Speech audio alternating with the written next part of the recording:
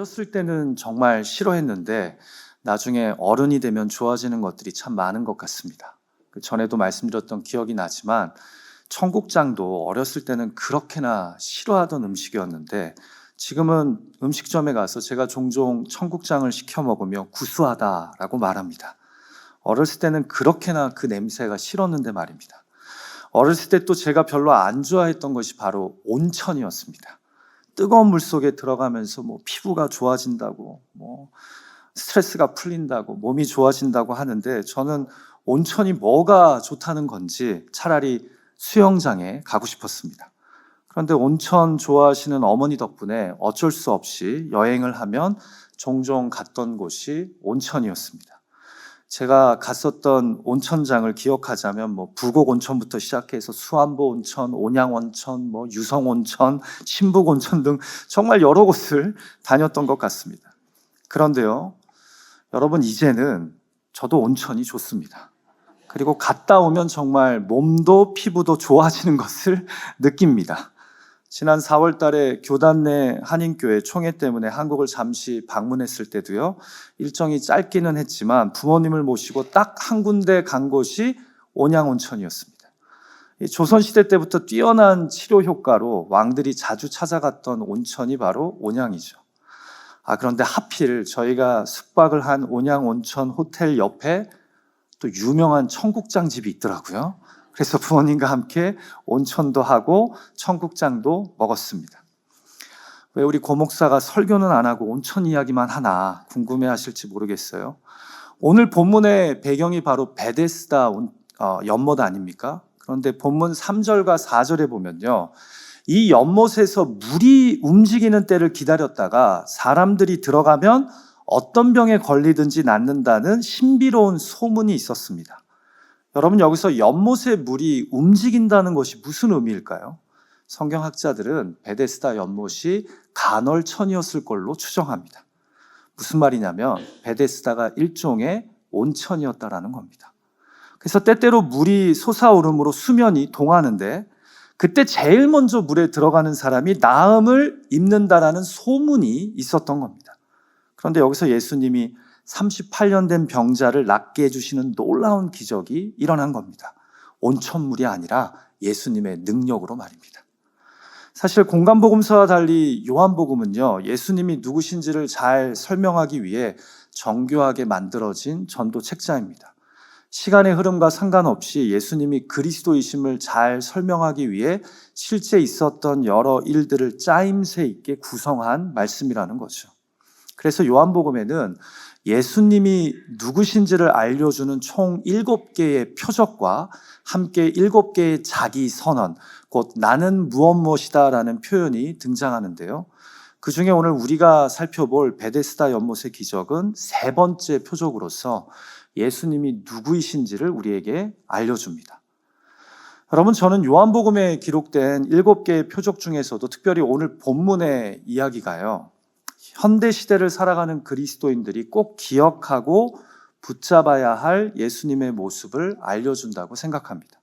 그래서 오늘 베데스다 연못에서 일어나는 기적 이야기를 통해 우리 삶에 동일하게 찾아오시기를 원하는 예수님을 묵상하고 또 그런 인생의 기적이 우리 삶 가운데서도 일어나기를 간절히 소망합니다. 자, 베데스다 연못에서 일어난 기적 이야기를 통해 성경이 우리에게 알려주는 예수님은 누구십니까? 본문에서 우리가 관심을 가져야 할 단어는 무엇일까요? 저는 오늘 본문에서 중요한 메시지를 갖고 있는 세 단어를 생각하면서 우리 개개인에게 주시는 하나님의 음성에 귀를 기울였으면 합니다. 자, 첫 번째로 우리가 살펴볼 단어는 바로 연못의 이름인 베데스다입니다. 그리고 이 베데스다는 그 뜻이 자비 또는 은혜의 집인데요. 같이 본문 1절과 2절 말씀을 우리가 한 목소리로 읽어볼까요? 시작. 그 후에 유대인의 명절이 되어 예수께서 예루살렘에 올라가시니라. 예루살렘에 있는 양문 곁에 히브리 말로 베데스다라 하는 못이 있는데, 자, 먼저 요한복음은 예수님이 명절을 맞아 예루살렘을 방문하시는 것으로 이야기를 시작하는데요. 그런데 예수님이 예루살렘을 방문하시자마자 제일 먼저 어디로 가십니까? 베데스다 연못으로 가십니다. 여러분, 명절, 곧 절기를 맞아서 예루살렘을 올라가면 예루살렘에 도착한 이들이 제일 먼저 가고 싶어하는 곳이 어디일까요? 성전입니다. 성전. 여러분, 사람들이 LA에 오면 꼭 가는 곳이 있죠. Must go place. 디즈니랜드, 게리 뮤지엄, 그리피스 천문대, 또 헐리우드 사인 있는 곳. 전 아직 거기 한 번도 안 가봤어요. 유니버셜 스튜디오 등등. 그처럼 예수님 당시 사람들이 예루살렘에 가면 제일 먼저 들리는 must go place가 어디입니까? 첫 번째도 성전, 두 번째도 성전, 세 번째도 성전입니다. 그런데 예수님은 성전은 고사하고 빌라도 총독의 웅장한 관저도 아닌, 유명한 감람산도 아닌 베데스다 연못에 가십니다. 왜 이곳에 가셨을까요? 무슨 선한 것이, 좋은 것이 있어서요. 그런데 본문 2절과 3절 말씀을 보니까요, 베데스다는 도성 밖에 온갖 병자들이 모여 있는 곳이었습니다. 아까 읽은 2절을 보시면 베데스다 못이 예루살렘 문 중에, 여러 문 중에 하나인 양의 문, The Sheep Gate라고 불리는 문 근처에 있었다고 하는 것으로 봐서 이 양의 문 밖에 위치했던 연못인 것 같아요. 여러분, 옛날에는요, 성문 안에 사는 사람과 성문 밖에 사는 사람들 사이에 큰 차이가 있었던 것 아시죠? 일단 성문 밖이면 천하고 가난한 자들이 살던 곳입니다. 성 안은 안정적인 사람들이 사는 곳이죠. 아니나 다를까 3절을 보면 그 못에는 온갖 종류의 병자들이 모여 있었다고 합니다. 자, 그런데 바로 이런 곳에 예수님이 제일 먼저 찾아가신 겁니다. 스스로 경건한 신앙이라고 여기며 성전에서 예배하는 자들이 아닌 자신이 병들었음을, 자신이 연약함을 인정하는 자들, 그래서 하나님의 자비와 은혜가 없으면 살 수 없음을 인정하는 이들이 모인 베데스다 못에 예수님이 제일 먼저 찾아가셨다는 거죠. 여러분, 흥미로운 것이 베데스다라는 이름의 뜻입니다. 베데스다는 히브리어로 집을 뜻하는 베이트와 자비, 은혜를 뜻하는 헤세드가 합쳐진 단어입니다. 그래서 베데스다는 그 뜻이 자비의 집, 은혜의 집인 거죠. 그러니까 베데스다 연못에는요, 하나님의 자비와 은혜가 없으면 살 수 없는 그러한 온갖 병자들과 죄인들이 모였던 곳이라는 겁니다. 여러분, 제가 종종 사복음서를 설교하며 말씀드렸죠. 예수님 시대 사람들은요, 아픈 사람들을 부정하게 여겼습니다. 그래서 아프거나 장애가 있는 사람들을 죄인 취급했어요. 뭔가 자신이나 부모들이 하나님께 잘못한 것이 있어 저렇게 된 것으로 본 겁니다. 그래서 베데스다 못도 성문 밖에 있는 겁니다. 부정하니까요. 그런데요, 예수님은 바로 앞장에서도 사마리아 수가성의 부정한 여인을 찾아가신 것처럼 5장에서도 베데스다 연못을 찾아가십니다. 우물가의 여인을 만나 구원하시려고 한 것처럼 낙심과 절망에 빠진 38년 된 병자를 고치시기 위해서 말입니다. 여러분, 오해하지 마세요. 예수님은 꼭 병든 자, 가난한 자, 사회 소외 계층만 찾아가시는 분은 아닙니다. 그러나 건강한 자, 부한 자, 사회의 상류 계층은 복음을 쉬이 받아들이지 않습니다. 왜 그럴까요? 갈급하지 않기 때문입니다. 주님 없어도 그분의 구원의 기쁜 소식인 복음이 없어도 이 세상 사는데 큰 어려움이 없다고 생각하기 때문입니다. 그래서 스스로가 주인의 자리에 그대로 앉아 있으려고 합니다. 내 인생은 내 거라고 내 마음이라고 생각합니다. 그러나 병자들은 다릅니다. 하루하루가 내 힘으로는 살 수 없는 순간입니다. 그래서 예수님이 이런 말씀을 하시지 않았습니까? 건강한 자에게는 의사가 쓸데없고 병든 자에게라야 필요하다고 말입니다. 그러시면서 나는 의인을 부르러 온 것이 아니라 죄인을 부르러 오셨다 말씀하시잖아요.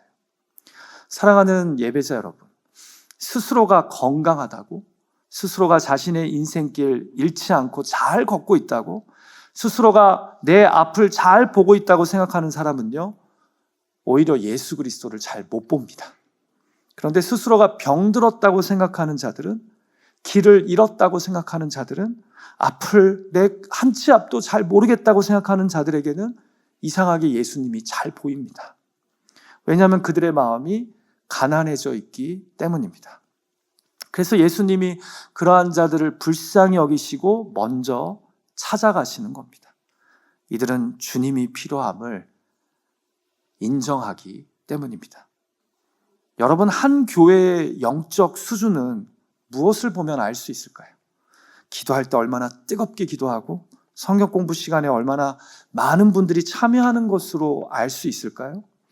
저는 교회가 낯선 이에게, 병들고 연약한 이들에게 어떻게 대하는지를 보면 그 교회의 영적 수준을 알 수 있다고 생각합니다. 마음을 다해 이런 이들을 환대하려고 하는가, 아니면 홀대하거나 냉대하는가를 보면 알 수 있다고 생각합니다. 어떻게 보면 하나님이 기뻐하시는 교회란 우리 교회 교인이 될 가능성이 가장 적은 사람을 가장 따뜻하게 맞아주며 함께해 주는 교회입니다. 다시 말해, 어떤 죄인이라도 환영받는 곳, 그곳에 교회의 머리이신 예수 그리스도의 마음이 있는 겁니다. 저는 거룩한 성전이 아닌 베데스다, 자비와 은혜가 필요한 이들이 모인 집에 제일 먼저 찾아오신 예수님의 모습에서 자신에게 하나님의 자비와 은혜가 필요함을 인정하는 이들에게 찾아가시는 예수님을 발견하게 됩니다. 자신이 길을 잃었음을, 한 치 앞도 못 보는 소경임을, 연약한 환자이자 죄인임을 인정하는 이들에게 자신을 보이시는 예수님을 발견하게 됩니다. 부디 오늘 나에게 주님이 필요함을 인정하며 그분 앞에 나아갈 수 있는, 그분이 눈에 보이는 저와 여러분이 되기를 주님의 이름으로 축복합니다. 지금 베데스다 연못에 모인 그 수많은 사람들처럼 내 삶과 가정에 문제가 있다고, 내 몸과 마음이 병들었다고, 내가 눈먼 소경과 같은 죄인이라고 외치며 주님의 자비와 은혜를 구하는 이들에게 우리 주님이 찾아가시는 줄 믿습니다. 그런 우리 구주 예수님 앞으로 나아가는 저와 여러분이 되기를 간절히 소망합니다. 자, 두 번째로 우리가 오늘 본문에서 관심을 가졌으면 하는 단어는요, 바로 38해입니다. 그리고 이 단어는 우리에게 절망에 대해 생각하게 합니다. 자, 신비한 치유를 기다리는 병든 자들의 소굴인 베데스다에 오신 예수님은요, 그 많고 많은 병자 중에서 유독 38년 된 병자를 주목하십니다. 이 말은 이 병자가 38살이라는 얘기가 아니에요. 병을 앓기 시작한 시점부터 38년 됐다는 거예요. 그러니까 그 이상 되는 나이를 가졌겠죠. 그리고 이 병자를 주목하시면서 예수님은 사복음서 어디에서도 흔히 보지 못한 질문을 그에게 먼저 던지십니다. 같이 본문 5절과 6절 말씀 읽어볼까요? 시작. 거기 38해 된 병자가 있더라. 예수께서 그 누운 것을 보시고 병이 벌써 오래된 줄 아시고 이르시되 내가 낫고자 하느냐.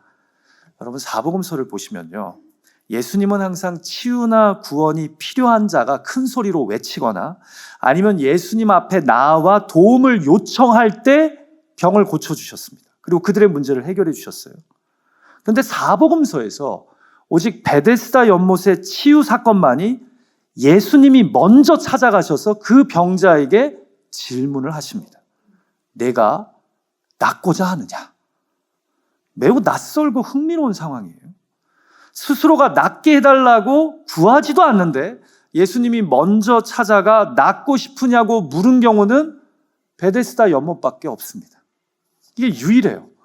여러분, 38년 된 병자에게 내가 낫고자 하느냐 질문하신 의도가 무엇이라고 생각되세요? 그의 의지를 묻는 질문 아니었을까요? 왜요? 그는 이제 나음을 얻고 싶은 의지조차, 소망조차 사라진 자였기 때문입니다. 한마디로 체념한 병자라는 거예요. 여러분 생각해 보세요. 성경은 의도적으로 5절에서 그가 38년 된 병자라는 것을 알려줍니다. 제 추측이지만 아마도 이 병자가 베데스다 연못에서 터줏대감이었을 겁니다. 그리고 그는 38년 동안 연못에 제일 먼저 들어가는 일에 계속해서 실패한 사람입니다.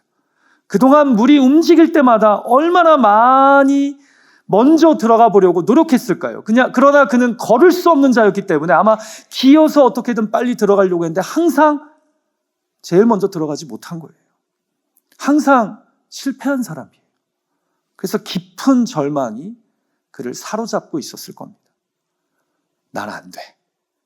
나에게는 가능성이 없어. 한마디로 의지력이 바닥을 치는 사람이었다라는 거죠. 아무래도 요즘 홈레스가 LA 지역의 큰 이슈이다 보니까 저희 교회 근처에도 종종 홈레스 분들이 오고 가십니다. 오래전에는 윌슨 파크에서 먹고 주무시면서 저희 교회에 정기적으로 방문하는 한국인 홈레스 분도 있었습니다. 그래서 그분과 말동무도 해드리고 기도도 해드리고 격려해드렸던 기억이 납니다. 그런데 여러분, 사실 미국에 와서 우리 한국 사람들이 종종 놀라는 것 중에 하나가 홈레스 분들입니다. 생각해 보세요. 미국에서는 일하려고 하면 사실 어디서든 일할 곳은 있습니다. 패스트푸드점에서 일하든 건물 경비를 하든 늦은 밤 빌딩 청소를 하든 하려고 하면 일할 곳은 있습니다. 그리고 우리가 홈레스 분들을 보면 우리 눈에 두 팔 두 다리 다 멀쩡해 보여요. 그런데 홈레스들이 있다라는 거죠. 그런데 여러분, 왜 홈레스가 생기는지 아십니까? 일할 곳이 없어서 홈레스가 생기는 것이 아닙니다. 제가 홈레스 분들하고 이야기를 나눠보면요, 공통점이 하나 있어요. 그분들에게는 일할 마음의 의지가, 힘이 없습니다. 깊은 체념에 빠져 있어요. 약물 중독도 있지만 기본적으로 그분들의 마음 자체가 깊은 절망에 빠져 있어요. 일할 곳이 없는 것이 아니라 일을 할 의지가, 마음에 희망이 없는 겁니다. 아무리 옆에서 힘내라고 아직도 일할 수 있다고 격려해도요, 이미 의지가 꺾인 그분들의 마음을 돌이키기가 매우 힘든 겁니다. 자, 그래서 예수님이 파격적으로 이 살 소망도 나을 기대도 없는 38년 된 병자에게 찾아가 뜻밖의 질문을 던지신 겁니다. 내가 낫고자 하느냐? 왜요? 낫고 싶은 마음이 없거든요. 깊은 절망에 빠져 있거든요. 다른 누구에게도 물어본 적이 없는 질문을 어느덧 믿음도 의지도 잃고 체념하며 살고 있는 병자에게 던지심으로써 그의 마음에 다시 의지를 불러일으키시려고 하는 거예요. 다시 희망을 갖게 하시려고 하는 거예요. 왜냐하면 38년 된 이 병자에게는 사실 희망보다는 절망이, 나을 수 있다는 기대감보다는 오히려 그냥 이런 상태에 머무는 체념이 일상이 되어 있기 때문입니다. 그래서 이 38년 된 병자는 어쩌면 나을 희망을 포기한 채 연못 주변에서 그냥 시간이나 때우며 지나가는 사람들이 주는 동전을 기대하며 하루하루를 연명했을 겁니다. 사랑하는 예배자 여러분, 그런데요, 우리들 가운데서도 베데스다 연못에 38년 된 병자처럼 절망에, 체념에 익숙해져 있는 분들이 계시다는 것 아세요? 의지가 꺾인 분들이 있습니다. 그래서 우리의 가정과 일터에서, 관계 속에서 희망보다는 절망에, 기대보다는 그냥 하루하루의 생존에 체념하며 익숙해져 있는 분들이 계십니다. 그냥 난 안 돼, 우린 끝났어 하면서 미래가 없는 사람처럼, 꿈이 없는 사람처럼 멍하니 누워있는 분들이 계시다니까요. 경제적이고 관계적인 어려움 속에 길을 잃고 뜻하지 않은 질병과 사건, 사고로 인한 시련에 그냥 한숨을 푹푹 쉬면서 희망 없이 체념하며 하루하루를 살아가는 그런 본문의 38년 된 병자와 같은 이들이 우리 안에도 있다는 겁니다. 그래서 저에게는 갑자기 찾아오셔서 내가 낫고자 하느냐 하시는 예수님의 질문이 이렇게 들립니다. 그냥 이대로 이 절망의 자리에 머물 거냐고. 이대로 구원의 삶, 회복의 삶 저버리고 그냥 여기에 누워 있을 거냐고 말입니다. 여러분, 우리는 어려운 문제 앞에서 항상 상황과 현실의 문제를 이야기하지만 적지 않은 경우 사실 우리의 문제는요, 새로워지기를 포기하는 의식의 절망에서 일어난다는 것 아십니까? 그런데 그 의식이, 그 마음 상태가 변해서 내가 다시 낫고 싶습니다, 내가 다시 일어나고 싶습니다, 내가 다시 새로워지고 싶습니다 마음 먹기 전에는요, 변하는 구원은 쉽게 일어나지 않습니다. 그래서 진정한 구원의 시작은요, 사실 익숙한 체념과 절망을 거부하는 것에서 시작됩니다. 그래서 예수님이 질문하신 거예요. 내가 낫고자 하느냐? 그리고 지금 요한복음은 우리가 믿는 예수님이 이 익숙한 절망에 빠진 자를 흔들어 깨우셔서 구원하시는 분임을 베데스다 연못의 이야기를 통해 들려주는 겁니다. 기독교 사상가이자 문필가인 함석헌 옹의 시 중에 마음에 붙이는 노래라는 제목의 시가 있습니다. 제가 그 시의 시작 부분을 읽어드립니다. 세상이 거친 바다라도 그 위에 비치는 별이 떠 있느니라. 까불리는 조각배 같은 내 마음아, 너는 거기서도 눈 떠 바라보기를 잊지 마라. 시인은 아무리 세상이 거친 바다처럼 출렁이더라도 또 내가 탄 조각배가 위아래로 흔들려서 난파될 것 같은 상황이라도 여전히 바다 위에 찬란하게 비치는 별빛이 있음을 기억하라고 이야기합니다. 그리고 두 눈을 크게 뜨고 힘들고 절망스럽지만 그 별 쳐다보기를 멈추지 말랍니다. 무슨 말입니까? 아무리 내 인생이 절망스러워도 희망을 잃지 말자는 겁니다. 사랑하는 예배자 여러분, 지금 나의 현실이 아무리 38년이나 된 병자의 상황이어도 항상 먼저 연못에 들어가지 못하는 실패의 연속이어도 고개를 들어 나에게 찾아와 내가 낫고자 하느냐 물으시는 그 예수님을 바라봐야 될 줄 믿습니다. 우리의 어두컴컴한 삶에 그래도 빛을 비추시는 별 되시는 예수님을 바라보며 다시 믿음 안에서 소망을 가져야 될 줄 믿습니다. 부디 주님으로 인해 절망을 딛고 예배의 자리에서 주님을 붙잡음으로 다시 소망할 수 있는 그런 저와 여러분이 되기를 주님의 이름으로 축복합니다. 자, 마지막으로 우리가 관심을 가졌으면 하는 본문의 단어는 바로 먼저 들어가는 자입니다. 그리고 이것은 세상의 논리와 경쟁에 지친 사람에게 은혜를 베풀어 주시는 예수님을 우리에게 보여줍니다. 여러분, 사실 오늘 본문이 상당히 당황스러운 것이요. 이 병자들이 모인 연못의 이름이 뭐라고요? 베데스다, 자비의 집, 은혜의 집입니다. 그런데요, 하나님의 자비가 넘쳐야 할 이곳에 오히려 자비가 없고 비정한 경쟁이 있다는 것 아십니까? 다 같이 본문 4절 말씀을 다시 읽어볼까요? 시작. 이는 천사가 가끔 못에 내려와 물을 움직이게 하는데 움직인 후에 먼저 들어가는 자는 어떤 병에 걸렸든지 낫게 됨이더라 라는 소문이 있다라는 거예요. 이게 사실이 아니라. 보세요. 자비의 집에서 자비를 받으려면 못에 제일 먼저 들어가야 합니다. 참 아이러니하죠. 그래서 베데스다 연못에서는 아픈 사람들끼리 경쟁을 합니다. 자비가 넘쳐야 할 집에 세상처럼 경쟁이 치열한 겁니다. 여러분, 여기에 베데스다의 비애가 있는 겁니다. 오래전에 한국의 한 개그 프로에서 1등만 기억하는 더러운 세상이라는 개그맨의 말이 유행어가 된 적이 있었는데요. 세상에나 2000년 전 예수님 시대 때도 1등으로 먼저 들어가는 자만이 고침을 받는다는 이상한 소문이 났던 겁니다. 여러분, 그런데 곰곰이 생각해 보면 이것은 오늘날의 신화이기도 하지 않습니까? 그래서 1등하는 자가 대우받고 좋은 자리를 차지하고 인정받습니다. 그래서 오늘날의 사람들도 무엇인가에 제일 먼저 내가 들어가기 위해 수단과 방법을 가리지 않습니다. 여러분, 그런데 심지어는 교회 안에서도 은혜가 아닌 이런 세상의 논리와 경쟁이 판을 칠 때가 있다는 것 아십니까?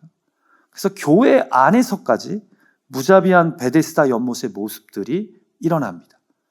더 열심히 봉사하고 좀 더 열심히 헌금하고 기도하는 자들이 하나님의 복을 받는다는, 그리고 교회에서 목소리를 낼 수 있다는 세상의 신화가 일부 교회 안에 들어와 판을 칩니다. 그래서 교회에서도 예수 믿어 성공한 사람, 잘 나간 사람들의 간증만 들으려고 합니다.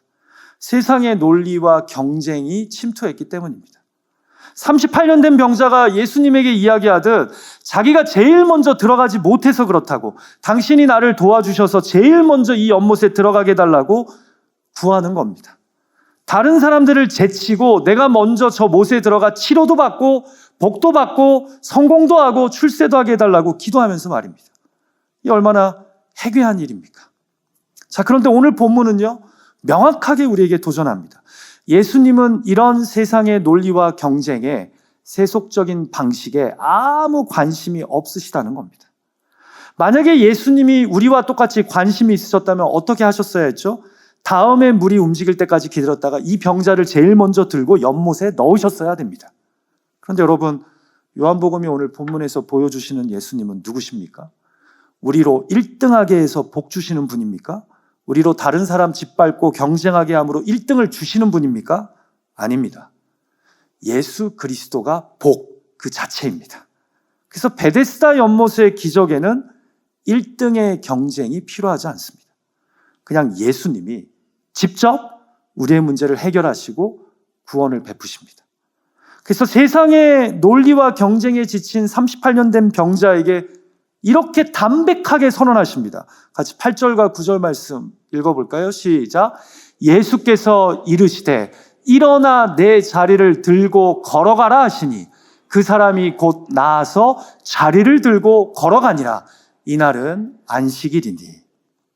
지금 요한복음은요, 우리에게 예수님은 세상의 논리와 경쟁에 지친 이들에게 값없이 거저주시는 은혜를 베푸시는 분임을 명확하게 보여줍니다. 예수님의 세상은 경쟁이 율법이 왕노릇하는 곳이 아니라 은혜가 왕노릇하는 곳이라는 거죠. 예수님에게는 베데스다 연못이 그리고 그 연못에 제일 먼저 들어가야 할 필요가 전혀 없습니다. 병 낫기 위해 이행해야 되는 조건, 자격 없습니다. 이전의 기적과 동일하게 그분의 말씀이 기적을 만드십니다. 1등을 해야 하는 세상의 논리와 경쟁이 아닌 그분의 십자가 대속의 은혜를 믿고 그분의 말씀을 믿고 받아들이면 그곳에서 위로와 구원의 변화가 일어난다는 겁니다. 왜 본문에서 굳이 안식일에 이 일이 있었음을 얘기할까요? 바리새인과 서기관들은 조건을 얘기해요. 안식일에는 아무 일도 해서는 안 된다.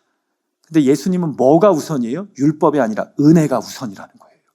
나는 은혜를 베풀러 왔지 너희들이 만든 시스템과 방식과 율법의 가이드라인 안에서 움직이는 하나님의 아들이 아니라는 거예요. 사랑하는 기도자 여러분, 그래서 교회는요, 세상의 논리와 세속적인 방식을 교회 안으로 수입해서는 안 됩니다. 교회는 오히려 오직 예수 그리스도와 그분의 십자가 은혜만을 붙잡아야 합니다. 요한복음은 바로 예수님이 우리에게 그런 분이심을 말씀하고 있는 겁니다. 오늘 말씀은 베데스다 연못의 병자처럼 세상의 논리와 경쟁에 지친 우리에게 우리 구주 예수 그리스도가 어떤 분이신지를 명확하게 보여줍니다. 그분은 세상의 방식이 아닌 은혜의 법칙으로 우리를 위로하시며 구원하시는 분이라는 거죠. 마이클 야코넬이라는 분이 쓴 책 중에 Spirituality, 영성이라는 제목의 책이 있는데요. 이 책에서 저자가 아주 흥미로운 이야기를 합니다. 들어보세요. 은혜보다 교회 안의 사람들을 더 화나게 하는 것도 없다. 다시 잘 들어보세요. 은혜보다 교회 안의 사람들을 더 화나게 하는 것이 없답니다. 아니, 교회는 세상의 비정한 논리와 경쟁과 달리 예수 그리스도의 전적인 십자가 대속의 은혜를 이야기하고 찬양하는 곳이 아닙니까? 그런데 어떻게 이 교회에 있는 사람들이 은혜를 제일 불편해하고 싫어한다라고 이야기합니까? 교회 안에서도 은혜가 아닌 세상의 방식이, 경쟁이, 율법이 우선되기 때문입니다. 조금이라도 구원받기에 합당하게 살아온 사람들, 교회를 위해 더 많이 헌신하고 봉사한 사람들이 대우를 받아야 세상처럼 농공행상, 인과응보의 자리가 되는데 교회는 자꾸 전적인 은혜를 이야기합니다.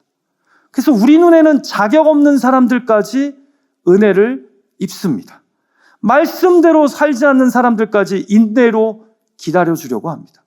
그래서 은혜처럼 세상의 논리와 경쟁에 익숙한 이들을 불편하게 만드는 것이 없다는 겁니다.